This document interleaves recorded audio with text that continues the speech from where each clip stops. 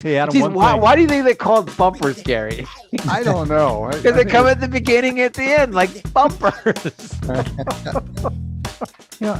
Alex, you're a marketing guy. Do you like that design behind Paul? Does that sweet logo thing look pretty cool to you? Hey, I forgot to hit the record button. Yeah, that's really professional, isn't it? Well, this is a professional podcast. I met her in a parking lot and was handed two little Yorkies. And the only person I knew that knew Yorkies was Paul. So I called Paul and said, Paul. Sweet Talk is a weekly 20-minute podcast brought to you by the Continuing Education and Workforce Training Division of Idaho State University's College of Technology. Find us on Apple Podcast, Spotify, and SoundCloud and subscribe today. Now it's time to get started with Sweet Talk. Hello, everyone. Welcome back to Sweet Talk, our weekly podcast here at Continuing Education and Workforce Training at Idaho State University. I am Paul Dickey, the Video Instruction Manager and Apprenticeship Coordinator here at Sweet. And joining us this week is my intern, Megan Cleveland. Megan, how are you doing today? Doing great, Paul. How are you? I am well. It's, as people know, we do this on recording typically on a Friday, so this is the greatest way to go into that weekend. And as always, joining us is my co-host, Angie Wilhelm, our marketing director. Angie, how are you doing today? I'm doing very well today. Thank you, Paul. We have a really special guest for the month of October. Joining us today is Colleen O'Hara. She is the owner and founder of Pocatello Paranormal Research. How are you today, Colleen? And can you take a few minutes to introduce yourself? Sure. Hi, I'm doing great. And I'm happy to be here. It's a great day outside. So things are looking up here in Idaho, not rainy. So I am, the owner and founder of Pocatello Paranormal. And I've been researching paranormal for most of my life. I grew up with it. A very haunted house, a mother who was a medium and clairvoyant. So it's just been part of my life, my whole life. So been doing paranormal stuff coast to coast and settled here in July 2010. I started this group in 2011 and been going full steam ahead. Okay, I've got tons of questions. So, all right, you said you grew up in a haunted house with a mother that was a medium that raised her interest in the paranormal. What makes you start a paranormal group? Well, I did everything on my own for forever, like for decades. And then it gets kind of lonely. Plus, you end up with a lot of gear and sometimes you're meeting in some kind of sketchy places. So I thought, let's form a team. And we make sure that we're always at least two members on a team when we're interviewing people and going into their homes. And it's just for a safety factor at this point. Things have changed. But the team environment is cool because people have different skills, right? And so drawing on those skill sets, I don't know everything.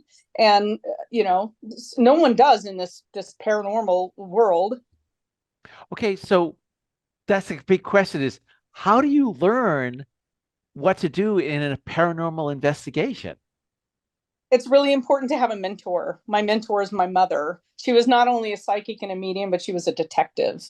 So she taught me like everything I know, but you're always learning in this field. So having a mentor, having somebody who has had experiences, who works in this field is really, really paramount. Or, taking some classes, learning from people.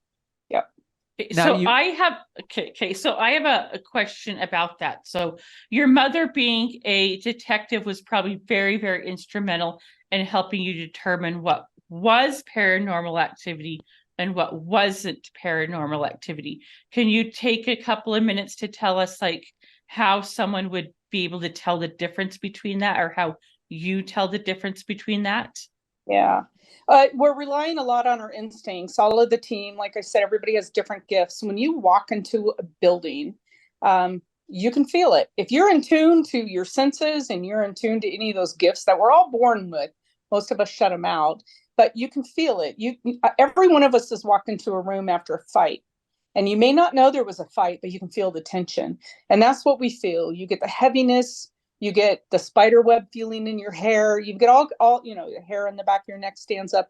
So there's all of these things, right? But when you walk into a house and you start, you do your walkthrough, and we're looking for non-paranormal causes, right? We're looking for example, one house we went to, it wasn't properly grounded. So the electrical issues they were having weren't dead Uncle Fred. It was because their house wasn't grounded properly. Mhm. So, Mhm. yeah. Oh, so that kind of like leads into another question. So when you go to investigate, do you go in with the feeling of skepticism initially, and you're there to not prove there's a ghost, but to prove there's not a ghost, and you let the investigation flow as it should? What's your basically thinking process when you go into a supposedly haunted location? Well, I'm usually the one that's fielding all the calls. So if I decide it's an investigation we want to do, I don't tell my team what's going on. I want them to come in cold. I have all the information the homeowner or the building owner's given me. They don't. So I let the investigation flow. Like you said, we let things happen. Part of my team, we have a couple of skeptics, and they're pretty hard skeptics. It's like, prove it, prove it. And some of them go in, and before they even drive in, they know what's going on because they're so gifted. They know, they key in on the location, and when we get there, they have a feeling. So but we let the investigation flow, and we work it and see what we collect. Mm-hmm. So I have a question for you. So what triggers these investigations? Do people like reach out to you first, or do you do research kind of and reach out to people? I have made it a policy to not cold call. Mm-hmm. Because it never works out well. I mean, people really want us to come in. We don't charge anybody anything for this. We do this because this is our passion and our love. And we also want to help people. If there is something going on in their home, 9 times out of 10, it's a dead Uncle Fred. That's our catchphrase. It's somebody in your family who's passed, or maybe somebody who loved that house, and they're still kind of attached to that location. And so it's usually a human. It's very rarely a non-human. That happens, but it's not the normal, if you want to call a haunting normal.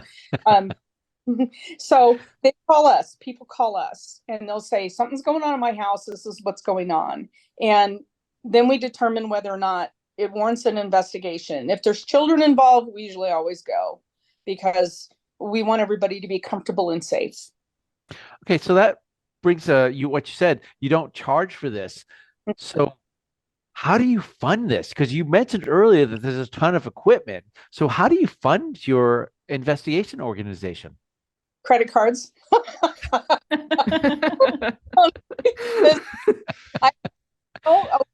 We collect just a ton of equipment, and then we find through the years, equipment changes. We rely more on our senses. I mean, my favorite piece of equipment is a dowsing rod. That's my favorite piece of equipment. Everybody has their favorite piece of equipment. But we have a trailer full of stuff that we will take, but that doesn't mean we use it all. So go ahead. Sorry. Go ahead. Go ahead, Megan. So speaking of equipment, then what could you kind of explain like what kinds of equipment you use and like what they do? Well, we have like 4 different home security systems that we can set up in buildings to catch motion. They're motion activated cameras, or they're just constant recording cameras. We have static detectors. We have motion sensors, vibration sensors. We have just a variety of things. We've adapted pieces of equipment from things that lasers, right? We use lasers, and we'll set them up on a grid. We use all kinds of stuff. But honestly, you walk into a house, you can start feeling it. If there's activity, we know where to hone in. That's where we'll focus all of our equipment, and we'll move equipment through the night because activity doesn't always stay in a location. Sometimes we have to kind of chase it. They don't want to interact with us. They don't know what's going on, particularly somebody who's not from this era. They don't understand what's happening. So we have to talk them through it. And then they start interacting with us. Okay. So we've all seen those ghost hunter shows on cable television. How accurate is that to what you do? And do you sometimes sit there and go, oh, these guys have no idea what they're doing? Oh yeah, we do that a lot. There's some shows, and I'm not going to mention them. There's some that are more accurate than others. There are some that are in it just for the TV drama of it all. And I know they're scripted. You can tell they're scripted. Some of those locations I've been to before they were there. And you're like, that stuff wasn't on the wall or whatever.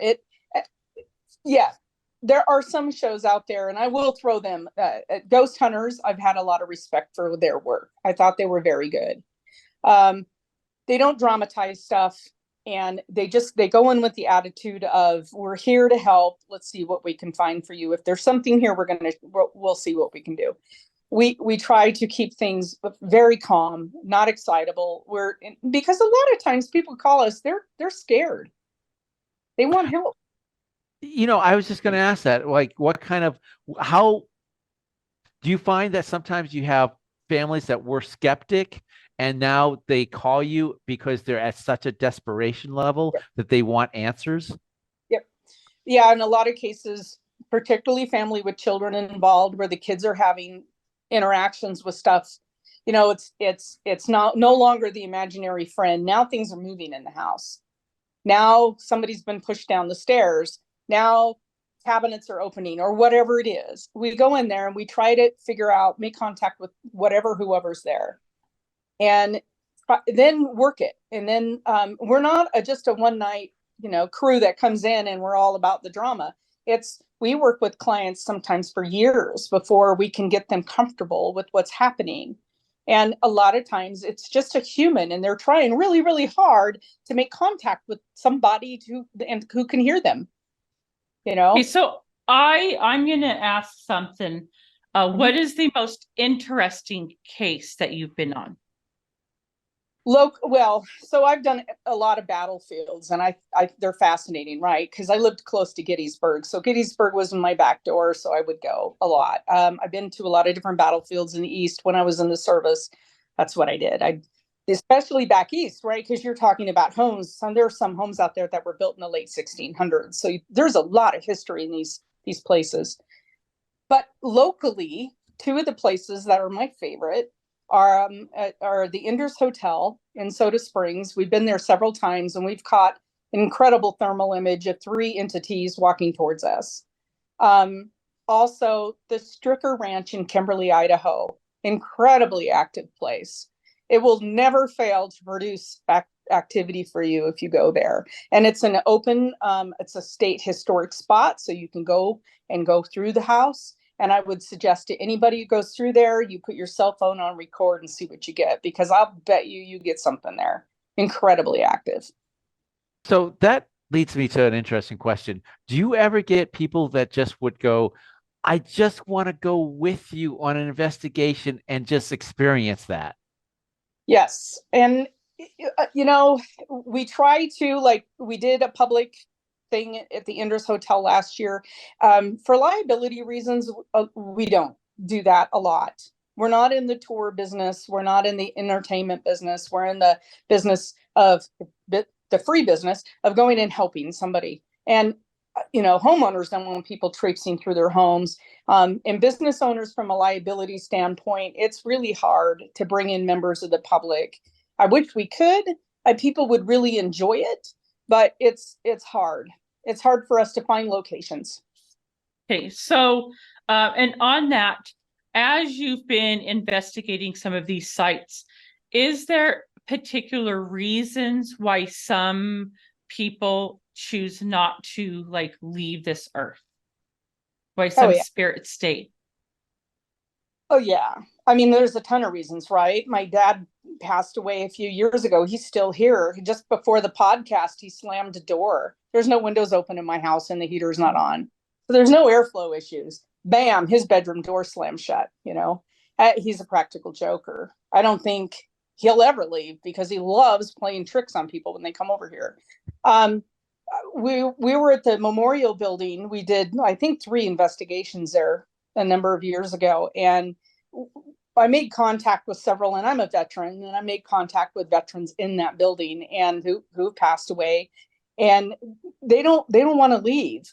Most of the veterans in there are tied to artifacts. Maybe they've had a flag there from a battle or some military memorabilia that was theirs. That's very important to them. There's a lot of reasons why I think people, and I don't know, do we pass on? Do we go somewhere? I don't know. Everybody that I've talked to who are dead, when I have those conversations with them, they can choose to go wherever. They're not tied. They can choose. It's a choice for them. And it's not like I've asked them, can you like go somewhere and just be gone, like heaven? And it doesn't, it's like that concept to them doesn't exist anymore. Once they cross over, they're just not in a physical body, but they're still human. They're still with their buddies. So it's kind of interesting to me. So, Colleen, you must come across skeptics all the time. Mhm. Skeptics that, that will confront you about this type of thing, and just firmly believe against what you believe. Do you try to engage them? Do you try to convince them? Or you just turn and go, well, we have different opinions? If they ask me questions, I'm going to have that conversation like I am with you right now. But if there's somebody who's a hardcore skeptic for whatever reason, it could be their religion, it could be anything, right? Everybody's free to choose what you believe. And we're all the sum of our experiences. And all I can tell them is what my experiences are and what I've witnessed over decades now. But I'm not going to try to convince somebody. The most passionate believers that I have are skeptics who called me for help. Really? Yeah. They absolutely did not believe anything was going on. They didn't believe that for their wife, that drawer is always open. She comes in the kitchen and they don't have any kids. Right. And so they finally are like, okay, fine, let's call them in. So we go in there and they work with us. The homeowner always works with us that night. We don't go in and chase everybody out of their home. We want to work with them. And then all of a sudden something happens and then we get video evidence of it or audio evidence of it. And they're like, oh my gosh, this is really happening. And then usually they're the ones that are a little bit the most panicked. And then once they calm down, they're comfortable with it and they become believers. A lot of my team members were skeptics. Really? So do you get like the opposite end also where I totally believe this is a haunting here, and then you go to their house and go, yeah, I'm sorry, there's no haunting here?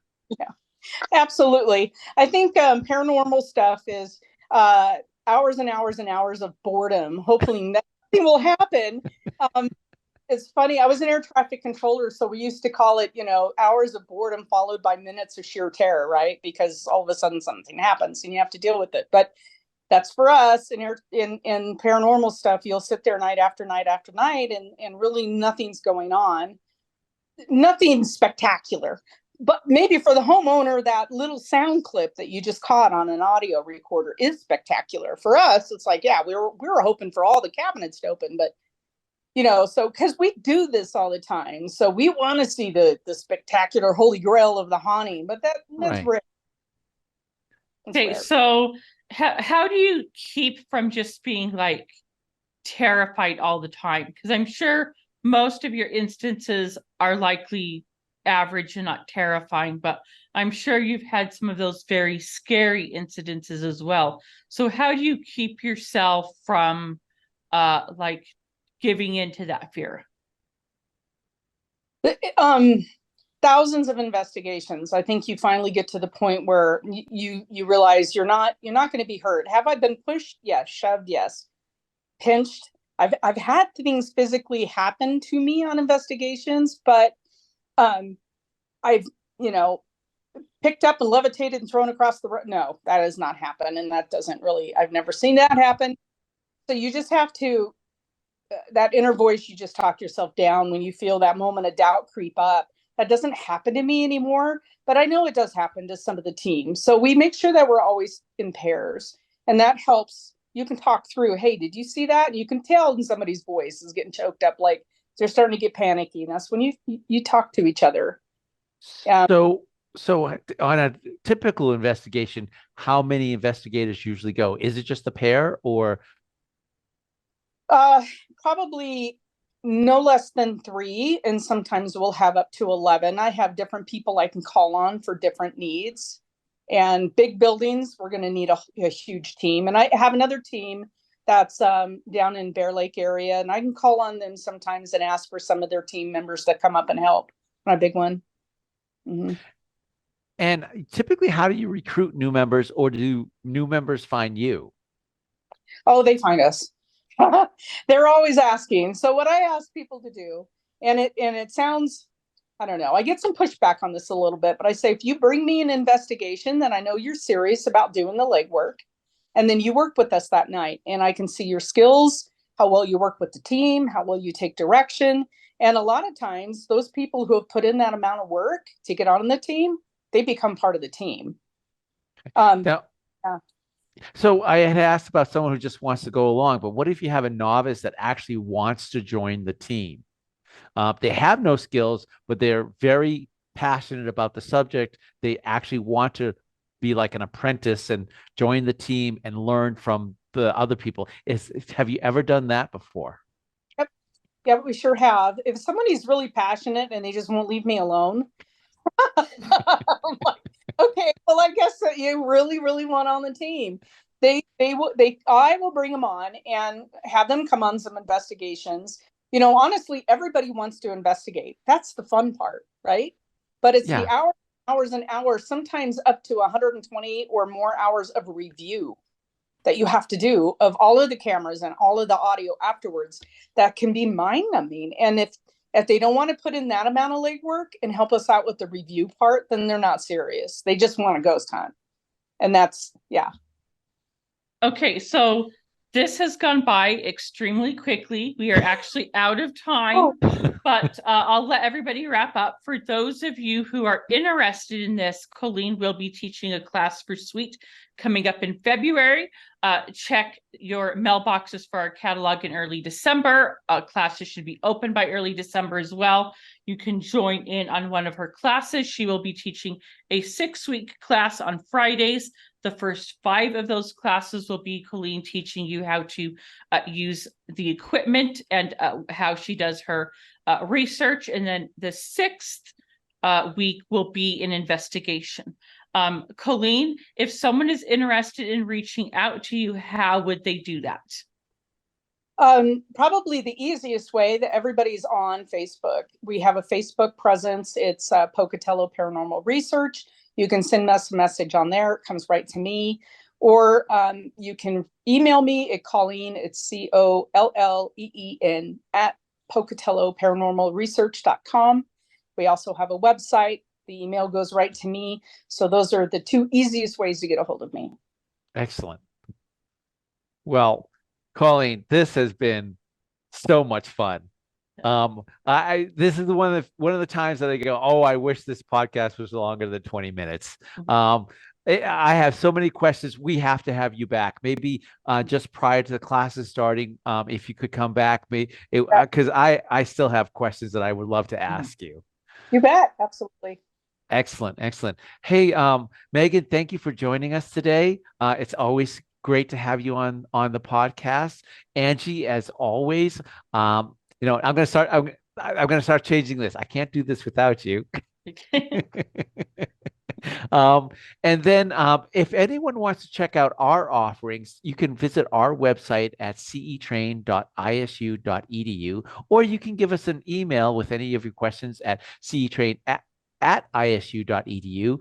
And if you need to give us a call, you can do that at 208-282-3372. And if you like this podcast, please like, share, subscribe. We are a community-based podcast, and we'd like to get our message out there to our community, and that would help us spread that message to everyone that would benefit from our podcast. Thank you so much, and be safe out there.